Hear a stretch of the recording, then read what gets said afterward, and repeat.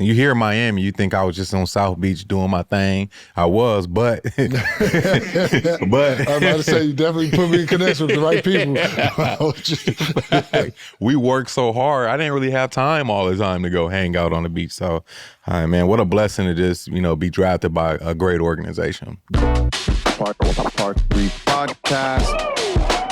Let's fucking go. Stephen Malbon. Oh my goodness.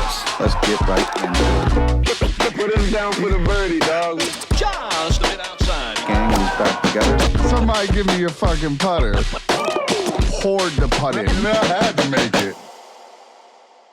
Welcome back to another episode of the Part 3 podcast. I am one of your co-hosts, J.R. Smith. My current co-host, Stephen Malbon, is in a huge meeting right now with some people that's supposed to be closing a big deal. So hopefully that goes well for him.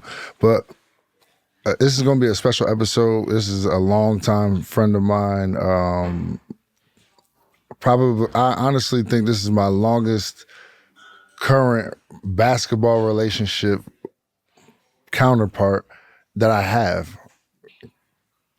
From, I would say 15. I want to say that's right. D. Wright is the first person I met in 15. We were playing the USA in Colorado Springs. First of all, Dorrell Wright. My guy. NBA champion. Don't forget that. I'm sorry. I messed it all up. NBA champion, 16-year vet, one of my best friends, bro. I honestly say that with every ounce of gratitude and respect, bro, for you. Like, you was the first person I really measured myself up against, and I was like, nah, bro. I literally took that shit back to Lakewood, New Jersey, and was like, bro, it's this dude out in LA, and I gotta work on my shit because I know I'm gonna see him again, and I've been seeing you since. Mm-hmm. And it's been a pleasure, bro. I swear, it's been a pleasure. Same here, bro. First off, appreciate you having me, man. Like you said, the relationship goes back to 15 years old, Colorado Springs. I'll never forget that because that was my first big event that I went to. You know what I mean? Me being a late bloomer that I was, I just been hearing about you, Sean Livingston, Dwight Howard, Josh Smith. So when I got to Colorado Springs and I finally was able to, meet all you guys and compete against you guys, same way you went back home, the same way I went back. Like, man, this dude named J.R. Smith, this boy got bounced and he's shooting the ball from half court. I got to work on my game. So that's pretty cool to hear that we both use each other as fuel to, become better basketball players. Yeah, man. It's crazy because I pride myself on, like, so many people know me as like one of those players who do multiple things. But like, when I tell people all the time about your talent, like, bro, you could have played professional baseball. Like, people don't even know, like, you was so nasty on the baseball field. And that, for me, like, hearing that when I was 15, that sparked interest in who you were to me so much, because it's like everybody else was just playing basketball. Right. Everybody else was straight hooping or unless it was Big Baby. But Big Baby, we ain't really see till damn near 17, 18, McDonald's and all of that. But like, you was that first dude I was like, damn, he could throw heat. Like, I know, like, oh, like, I'm going back home doing, like, I'm hooping, I'm throwing the baseball. It was dope, man. I really like appreciate that about us. And not only that, it transitioned into camps. Like, we was that 5-star camp was legendary. That was crazy. That was one of the best times ever. I remember my AAU coach telling me, hey, man, if you want to be a McDonald's All-American, you got to go down to 5-star in Pennsylvania. And, like I said, I was so late to everything. I was like, yeah, I'm going. He was like, there's only one thing. You're going to be playing outside. And I'm like, wait. I'm West Coast, man, LA to the fullest. What do you mean we playing outside? He's like, trust me, all the top players going to be there. They all got the same mission. They trying to be McDonald's All-American, but you got to play outside. So I was just like, what the hell with it? Going to go out there and try to turn it up. And we had I think one of the best 5-star camps ever. Yeah, that 5-star camp was legendary, man. People still talk about us jumping over the golf carts. Oh, my God. Like, dog, that silly stuff. We had a dunk contest, no lie. And the counselors was like, kept trying to stop us and like trying to get order. And like, it was me, him, Cheyenne, Sean Clark, bro. We were just running from court to court and every like windmill and doing different putting it between the legs, like behind the back. Like people don't know some of the dunks that like they see in the dunk contest. Like especially in our era coming out, we was doing that in high school. High bro. school, easy. was- You and Cheyenne already though had the most bounce ever in high school, which was crazy. But like you said, a lot of these dunks we see now, you, Cheyenne, me, we were doing those in high school. You know what I'm saying? Funny story, my wife went to a game the other day to see my oldest son. She was like, man, these kids don't dunk like y'all did when y'all was in high school. I said, I know. These kids are way more finesse and, you know, want to do the cute stuff. But we wanted to play above the rim. Yeah, 100%, man. And it's wild to think, like, because our journeys was similar. Like, I was at one point, I was in my public school, and I know I then transferred to a prep school, and then you went to South Kent, which is a prep school. And, like, we did that prep year, and then, like, out of nowhere, it seemed like from 15 to 17, we got drafted. Yeah. 18 is like, it was going like that. And then, your rookie year, y'all won a chip. Second year. Yeah, first year we got to the Eastern Conference Finals. Detroit won our first year. Yep, exactly. Like, what was that transition for you? Like coming from that prep year and being, first of all, you went from LA to South Kent, which is in Connecticut. Connecticut, yep. What was that transition like for you? I'm gonna be honest with you, it was one of the hardest transitions ever. Just because I was just so used to being at home, you know, my mom and dad helping me with everything. And basically I'm finally on my own at 16 years old, almost 17, and I had to figure it out. The basketball was hard, you know, just the demanding schedule that we had. So it took me a little time to kind of adjust and get used to, you know, being on the East Coast, living in the cold weather. And, you know, once I finally settled in, you know, it was one of the best experiences ever because I got lifetime friends, you know, Cheyenne Moore, Jack McClinton, Tavon Nelson, you know, these are still, you know, my closest friends to this day, and they really pushed me every day to be great. Yeah, that's what's up, man. Like, at the time, you stopped playing baseball, right? Yeah, so I finally gave it up. The story behind me giving up baseball was Mr. Butler, he was a scout for the White Sox. So I played scout ball all through high school, all through middle school. And it came to a point where I was getting better in basketball. And he was like, hey, man, it's time for you to put all your eggs in one basket. All these scouts want to know, should we take you serious? Should we draft them? What you going to do? And right there on the spot, I was like, I'm playing basketball. And I only played basketball 11th, 12th grade, and then I did the prep year. So right on the spot, I made that decision, and my pops was pissed. Like, what? Like, you don't make no decisions without us. You know what I mean? And we had put so much time and effort in baseball. Every single day I worked on my craft, whether that was infield, pitching, hitting. You know, that was my lifestyle every day. So when I told him I wanted to play basketball, they just didn't understand because we had put all these hours in baseball. So was it, I don't want to go over people's head. He said he started playing basketball at 11th, 12th, and did a prep year and got drafted out of high school. Crazy. Like,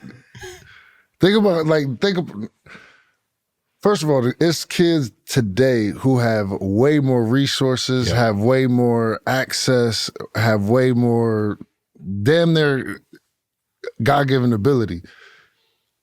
And you did that in 3 years, bro. And they can't do that in 15, 20, 18. Right. Bro, that's incredible, man. Yeah, I appreciate that. But I think a lot of that goes to just my mindset that I had. I was just having fun with it. My mom and dad didn't put too much pressure on me. It was like, yo, that's recreational. He's just, you know, baseball is the main focus. He's just out there having fun. I always played outside with my friends, you know, the Trevor Arizas, the D-Jacks, all these dudes that played, Marcus Williams, Bobby Brown. So I always played pickup or outside with these dudes, but I never played on a team. So when I got my opportunity to kind of see some I guess that light, like, oh, I can be a little good in basketball. I just worked on my craft every single day as well, and it just made the game a lot easy. I feel like I was trash, bro. Nah, that's man. Crazy, bro. I feel like I was so trash. Damn. No, but man, like, and you just touched on it a little bit, man. Like, for me, like, because this was my first introduction of LA. You were like when we was in Colorado Springs, like, I looked at you as like, bro, if I was in LA, I would be him. If he was in Jersey, he would be me. Facts. And it was just like, And then when I met everybody through you, Yeah. Bobby, Trev, Bottoms. I mean, bro, Big Red, like the whole LA Unified crew. Yeah. Like, bro, when I met everybody, it was just like, these are my homies on the West. These are my brothers on the West Coast that I feel like they from the East Coast, but they out here. And like this is like whenever I came out here, bro, whatever it was, hoop, pick up, go eat, go out, like it was always love, bro. And I really appreciate all of y'all, bro. Oh, yeah, for sure. And all of that, and I really say all of that to say I appreciate you because all of that is off the strength of you. Yeah, and, no doubt. Somebody, to me, if I was able to put somebody else in a good position and they came to my city and they came to wherever I was from, I would want that same respect, and I appreciate that. Yeah, no doubt, man. I think one thing about my friend group and like all those dudes that you just named, we just all authentic. You know what I mean? We all solid people. We love to compete. We love to play the best. And I feel like anytime you came to LA, you brought that with you. You know, you felt like you was one of our brothers. So that's why we kind of, accepted you like, hey, man, he from the East Coast, but he just like us. He's super authentic. He like to have fun. He outgoing, and he a hooper. You know what I mean? So we're going to throw him in the runs. We're going to challenge him, and he going to do the same. So that's kind of how that transition for all of us was so smooth because you felt like one of our brothers. You know what I mean? It was always love. Appreciate that, man. Going back to your rookie year and getting to like the chip, because I want to know what was that experience like for you early on? Because for me, I feel like my career could have went completely different if I went to a more serious organization that was about winning. Like you was on the rouse early, like out the gate. No, for sure. You know what I'm saying? Mm-hmm. But it wasn't not only discipline, but it was a discipline with expectations of and aspirations of something. And you've seen the proof in the pudding, obviously. But like, what was that experience like? Man, it was crazy, to be honest with you, because Pat really gave me like the type of vibe of how my dad was. My dad was always straightforward. This is what it's going to be. And if you want to be successful and you want to play here, this is what you got to do. You know what I mean? So it was an easy transition on that side, on the discipline side. But on the basketball court, you're talking about working harder than anybody ever. Me being straight out of high school, a lot of holes in my game still, as far as strength, being a consistent shooter, they looked at me as a project. It's kind of hard when you're a rookie and, you come straight out of high school. You were so good the past few years. And then you got guys like you, Josh Smith, Sean Livingston, Dwight Howard. All y'all was playing. So I'm looking like, dang, like I ain't good enough. You know what I mean? Like I made a mistake with playing basketball. That's kind of how I felt. But then, I had guys like a D Wade, a Shaq, a Gary Payton, Alonzo Mourning. They let me know, like, bro, your time is gonna come. You just got to continue to put that work in.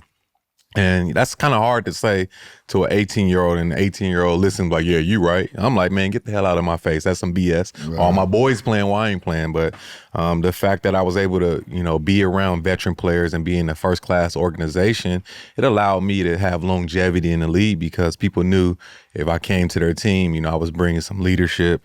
I was bringing, I was going to be professional. I was going to be on time. I was going to do all the right things to survive in the NBA. So it was definitely a blessing to go to Miami my first year. On top, you was going hoop. Yeah, facts. And you hear Miami, you think I was just on South Beach doing my thing. I was, but I was about to say, you definitely put me in connection with the right people. We worked so hard. I didn't really have time all the time to go hang out on the beach. So, man, what a blessing to just, be drafted by a great organization. Stephen Malbon here. We'd like to present to you our sponsor, Glen Grant.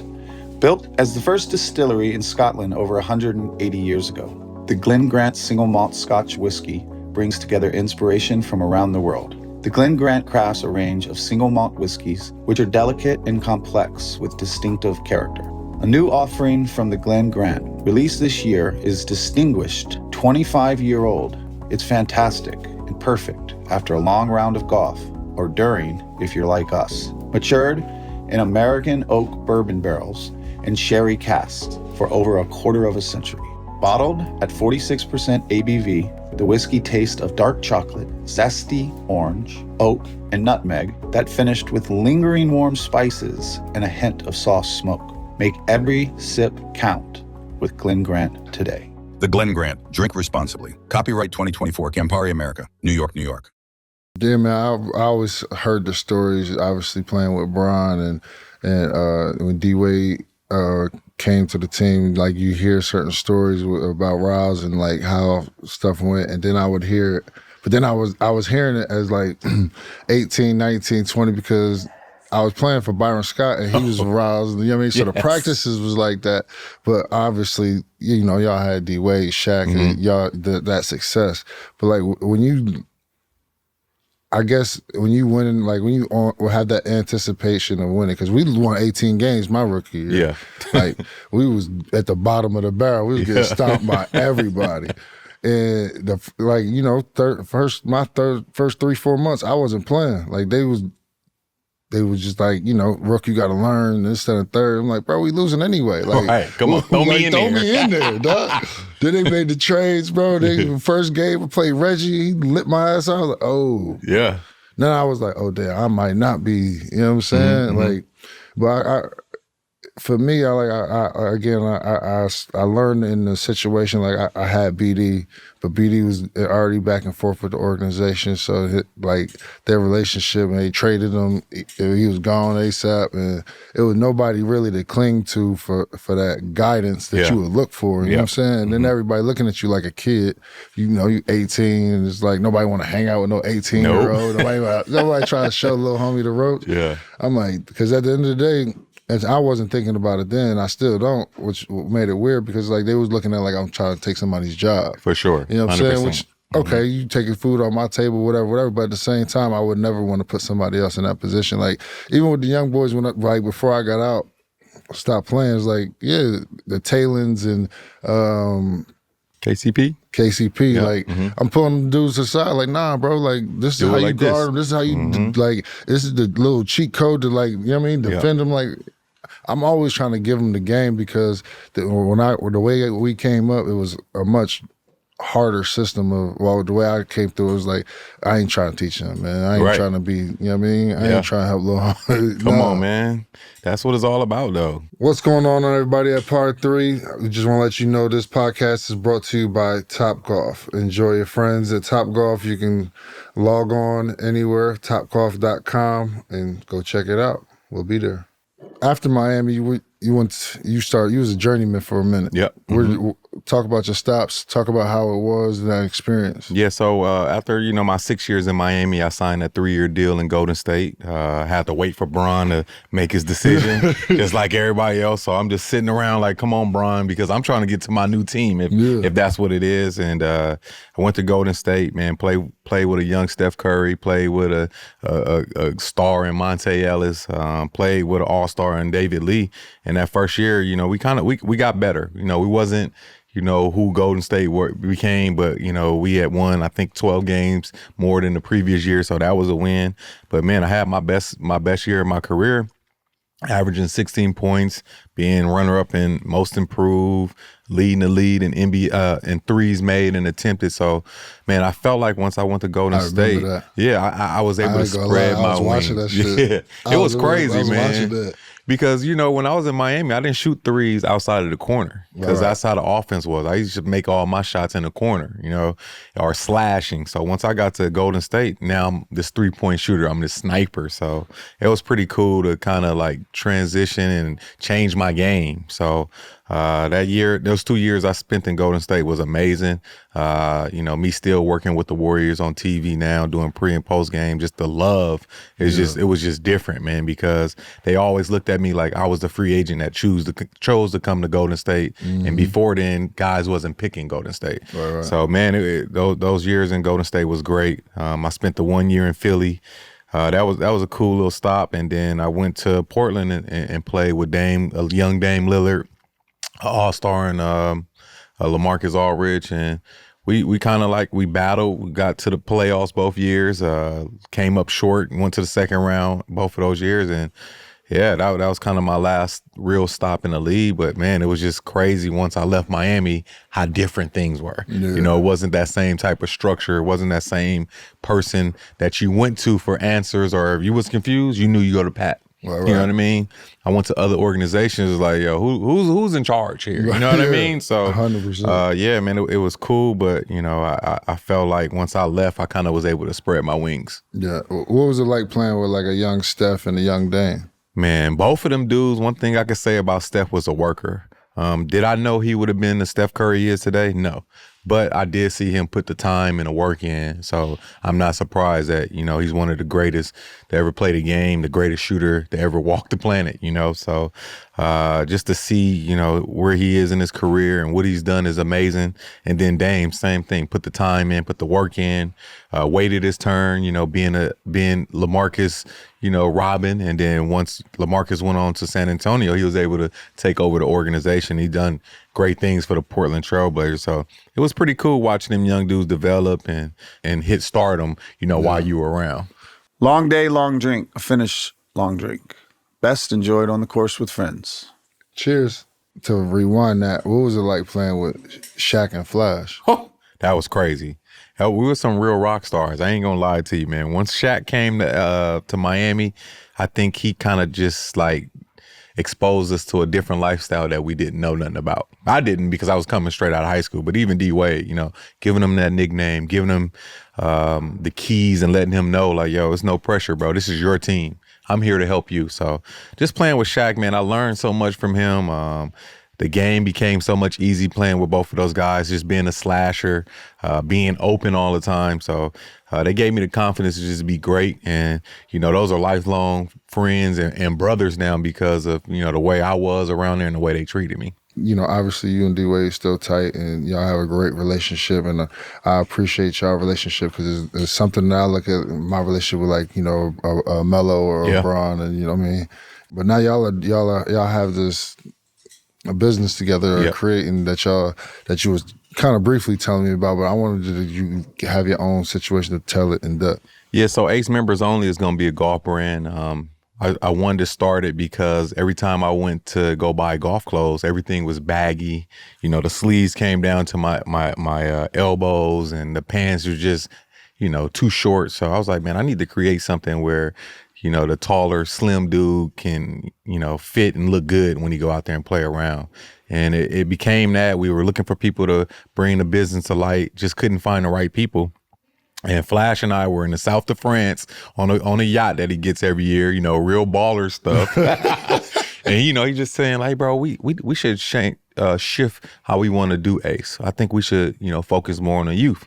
And I'm like, you're right. We need to focus more on the youth and give access to these kids that don't have the access. You know, us all being inner city kids, we weren't introduced to the game, you know, when we came out the womb, or our parents weren't, you know, country club members and things like that. So we kind of found the game on our own, or somebody, I'm pretty sure, saying what you, I remember you telling me somebody introduced you as an assistant coach, right? Moses Malone. Moses Malone, he introduced you to the game. I remember the story, you hit the ball, whatever.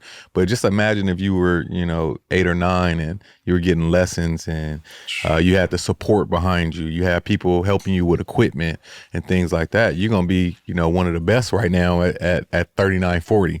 So that's kind of our vision now, is like, how can we shift the culture and get more kids out there on the course, understanding the how lopsided it is for women's golf with the scholarships that go to waste every single year because it's not enough, you know, young ladies playing the game. So we're trying to just find ways we could be creative and shed some light on a game that's challenging our mental toughness, challenges, you know, on an everyday basis. So I should challenge my mental toughness every time I play. Come on, man. You know, so why not start with the youth and, you know, help them get through whatever it is. It could be stuff, you know, they could get away from, you know, in their real world. So that's kind of where we are with Ace Members Only. I'm super excited about it. We had a soft launch at Art Basel. We had a golf tournament and a lot of people showed up and a lot of people were behind us. That's dope, man. That's dope. Like, to see y'all doing it together is one thing I really like and appreciate, because I think we need to see more of that in our,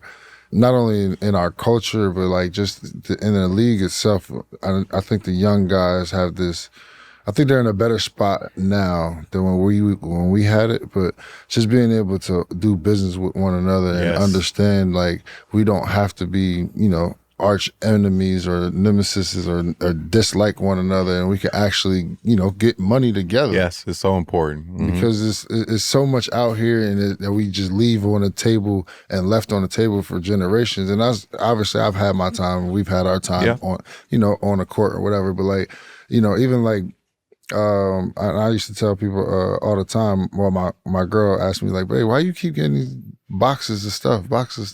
And then at the time, it was Bobby stuff. It was the all what your ones look like. And it was like, no, I'm supporting my man. Like I'm not about to keep going to Nike or going somewhere else and ordering all the stuff online, the workout stuff and yoga stuff and all that. And I can go support my man who's been doing this for. Come on. You know what I'm saying? Yes. And it's something like, what your ones like? It's what fitting. You need? It's fitting. So like when I even see that stuff, bro, it's like that's what it's about. And man, I appreciate y'all like really pushing the culture forward with that. Yeah, man, I really, really just don't understand sometimes like why we can't come together. We're bigger and stronger together. Yeah. When I'm talking about the brand and I bring up somebody like D Wade and people can like, wait, what? Like D Wade is part of it? Yeah, that's my real brother. You know what I'm saying? And he believes in me and he puts that battery in my back where I feel like I could do anything. You know what I mean? So having his support and just bring in, what he brings, to the world. He's a legend. He's a Hall of Famer, So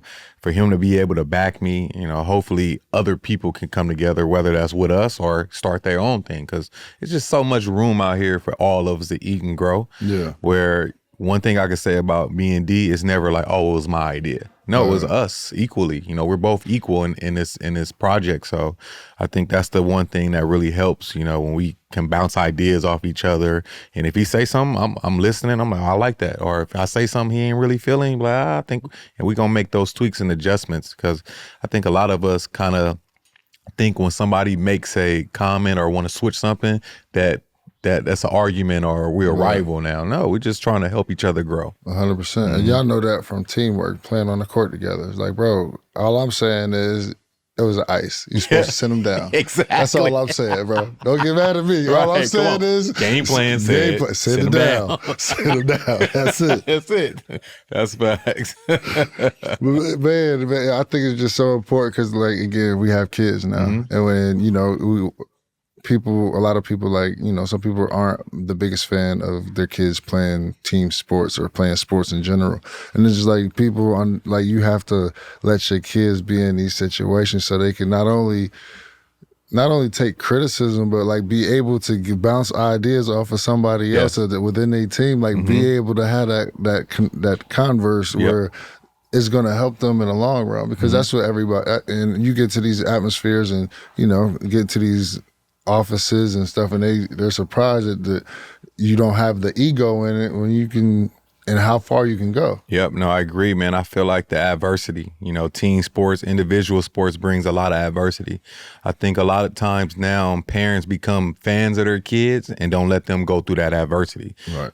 We were just speaking about this. Right our parents, we went through things. They didn't try to, make the landing soft for us. We had to hit our head a few times to realize, okay, we're doing something wrong, or we got to do it this way to be successful. So you got to let your kids go through some type of adversity because when they get to that real world, they gonna know how to handle that adversity and know that, okay, look, let me just go to what I know. Let me go back to the baseline and figure this thing out, and not get too, angry or down because you can't, figure it out. So I think that's what sports does. That's what team and individual sports brings, that adversity that we all need.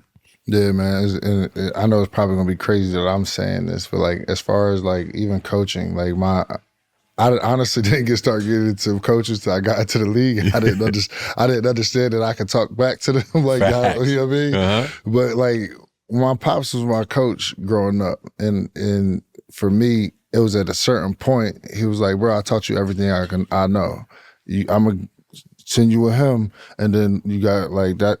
That's your coach now. Yeah. Like you get to high school, like you listen, you do what he say, like." You said something outside to where it's like, they make it so so many excuses for the kids. It's Yes. like, you know, when he was coming up, it's like, nah, if you messing up, you messed up. It ain't the coach messing up. Ain't the coach. You messing up. Yep. If you're not playing, what did you do that you're not playing? Right. You know what I'm saying? And I think now it's just like, it's so easy to where, or like you said, parents are fans of their kids, and it's like, no, it's never my son's fault. It's never my daughter's fault. It's what is going on? They not playing. It's like, Right. on top of somebody they not good enough. They just not good enough, bro. And you got to be able to accept that. But a lot of these parents, you know, they say, well, he's working out with XYZ. He works out J.R. Smith and Dorrell Wright. So they feel like their kids should be on the same level as us. And it's like, no, everybody has their moment when they, you know, figure it out. So you just got to let your kid be a kid, one. And then two, man, my dad never, ever talked to a coach.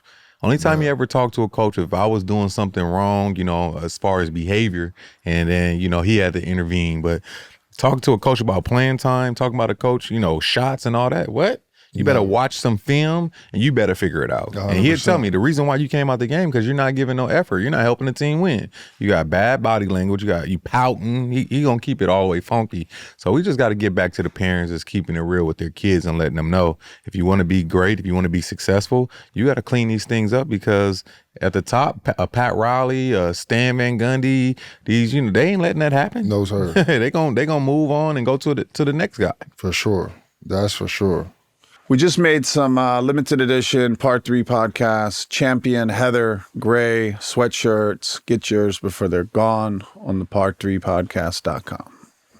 All right, now we're gonna get to the meat and potatoes of it because this is why we came, and then we got basketball and all that. We're gonna talk golf. Yes. How long have you been playing, bro? Like how did it happen? Yeah, so I'm going into my 4th year playing, and how it happened was when I played in Portland, somebody was just like, hey, man, you need to go get some clubs, some Nike. They probably about to stop making Tiger or Nike clubs or whatever. And I'm like, all right. I went down, got a set of clubs, never use them.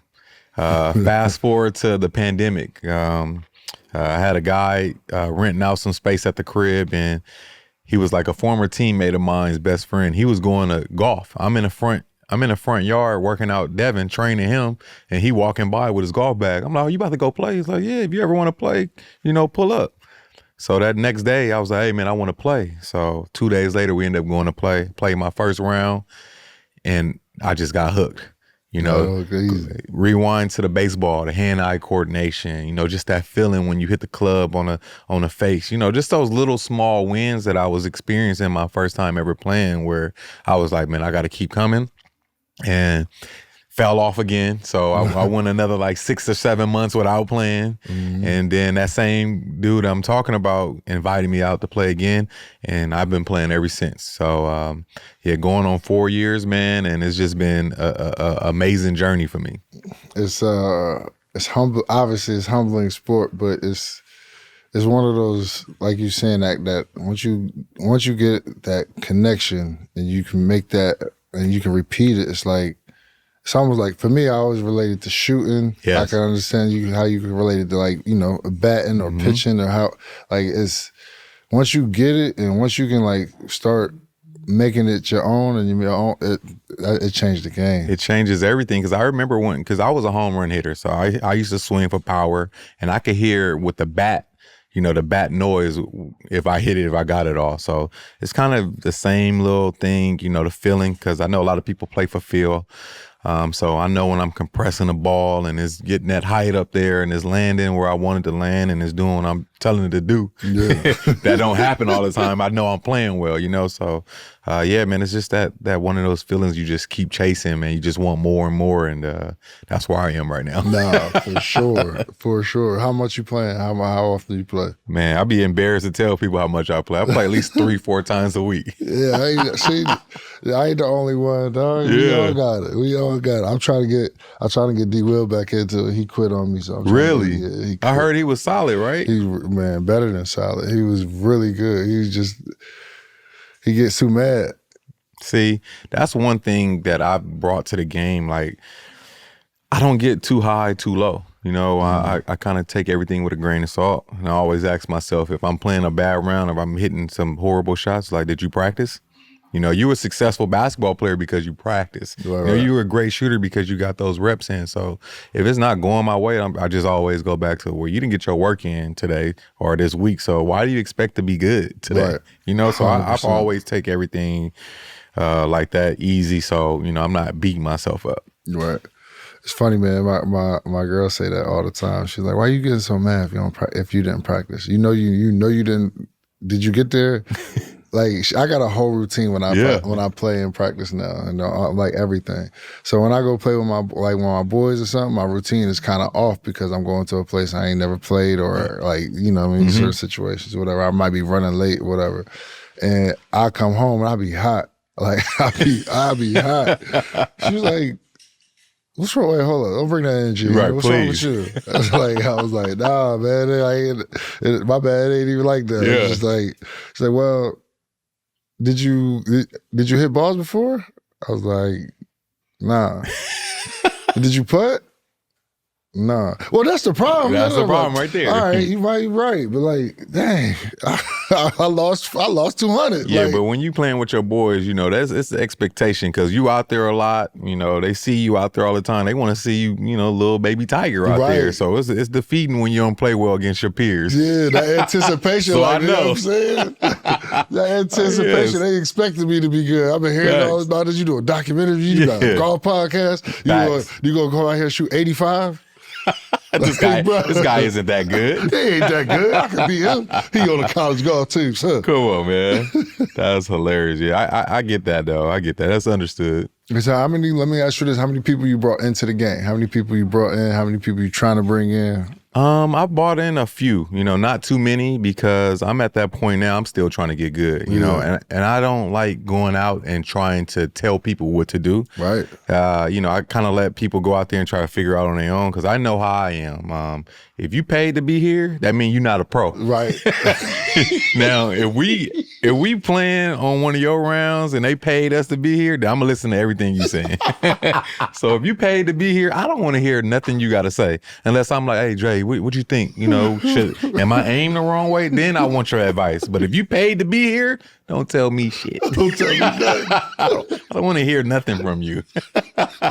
That's my pet peeve right there, man. Don't talk to me if you paid to be here too, bro. Don't tell me what's wrong with my swing, dog. If you hitting in the bushes too. Come on, man. Come on. That's how I am. So I brought a few people to the game. But I try to let people go at their own speed. It's funny, man, because I've been trying to bring my brother back. Like he played for a while, and he's like nah, he ain't got the patience for it. Like, He always on his phone and stuff like that. So I bring him in, like, "Yo, bro, come on, man, we're gonna go play. And sure enough, by the third hole, I might hit a little slice or something. Yeah. He's like, "Nah, what you doing is like, yo, bro, Please stop. please, not you." Not you. Not the person I've been begging to get out here. Right. Come on, man. Knock it off. Not him. That's funny, man. Oh man! So let me ask you this: Do you play with the family? Do you play as a family? No, that's somewhere I want to get to. This Christmas, I'm thinking about getting the wife some clubs, or at some point get her some new clubs. My oldest has a set of clubs, and my youngest have a set of clubs. But I think that'll be, something to kind of get us all going and fall in love with it, and they can understand why. I see y'all later all the time, Right. because I got to go play. But it's something definitely on the bucket list to get the whole fam out there and get them, solid so they can keep up. 100%. Let me ask you: is the missus open to playing? Yeah, so my wife was the first one. Mia was the first one in the family playing. Word. Yeah, 20 years ago, or about 15 years ago now, when she moved with me in Miami, Chris Quinn's best friend that moved with him to Miami was a golf instructor at the Biltmore. So, just in a family section talking, and she started taking lessons. So that went from me buying her clubs and, all the gear. So she kind of understands my addiction to the game and how I love it so much because she was the first one out there doing it. So she understands, she gets it. You're going to keep making me jealous more and more, bro. We're going to end this episode of Part 3 Podcast. This is over with. Dorrell Wright, get the hell out of my knobs. Oh, Man, that's dope, man. Yeah. I'm trying to get my lady into it, man. She like, man, it's a fool's errand. Golf is so hard. You can never be good. Like, not like in a negative sense of like, I could never be good. It's just like the chances of doing it over and over again at the level of you wanting to do it at is damn near impossible. Yeah, I get You know it. what I'm saying? So it's like, which I get. I still, we all still chase it. Yeah, we all it's still a great chase it. game. Mm-hmm. You're not gonna kill my dreams, babe. I'm not gonna don't do him like You know what I'm that. saying? Don't do me like that. Nah, but for real, man, I appreciate you coming Yes, through, sir. bro. Thank you. I really appreciate you, man. We played once, I think. Yeah. Over there, and when you came Woodland out, Hills Woodland Country Hills. Club. I was all right then, but I got better, dog. And I Same. know, I want you to see me, dog. I see. No, I be watching. I be watching, bro. Man, we gotta put some stuff together. Yes, sir. And do some golf things and stuff out here with the youth, man. For sure. Yeah, man. I appreciate you. Thanks for having me, my guy. Absolutely, Yes, sir. Appreciate you. And Yes, sir.